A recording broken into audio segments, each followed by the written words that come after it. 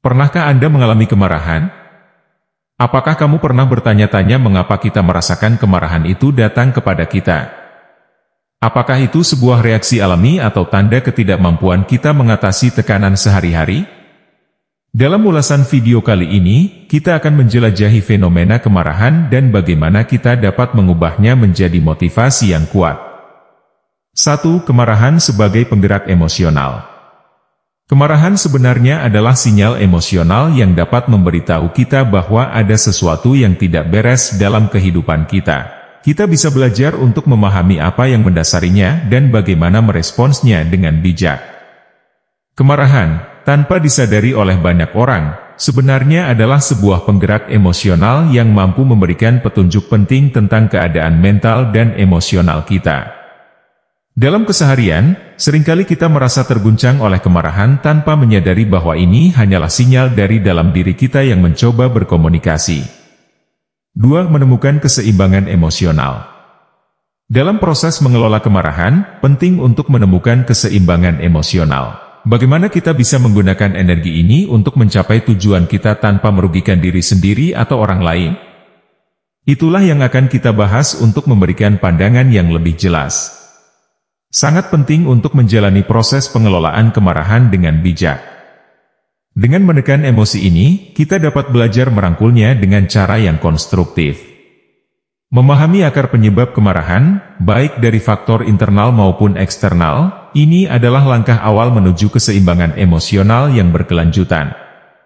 3. Menggunakan kemarahan sebagai sumber motivasi. Bagaimana jika kita mengubah pandangan kita terhadap kemarahan, yang bukan lagi sebagai momok yang harus dihindari, tetapi sebagai sumber motivasi yang dapat memacu kita menuju perubahan positif?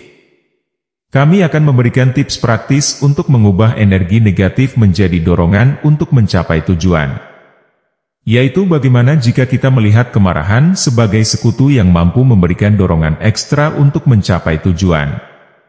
Dalam perjalanan hidup, seringkali kita mengalami tantangan dan hambatan yang membuat kita ingin menyerah.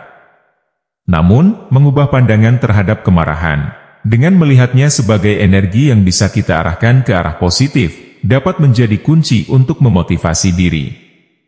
4. Kisah inspiratif dari tokoh terkenal. Apakah kalian tahu bahwasannya, bagaimana seorang Nelson Mandela memanfaatkan kemarahannya terhadap ketidakadilan untuk memimpin perubahan positif yang besar? Mereka tidak hanya mengubah hidup mereka sendiri tetapi juga memberikan inspirasi kepada jutaan orang di seluruh dunia. Mari berbagi kisah-kisah inspiratif dari tokoh terkenal yang tidak hanya mengelola kemarahan mereka dengan bijak tetapi juga mengubahnya menjadi kekuatan untuk mencapai kesuksesan. 5. Latihan keseimbangan emosional.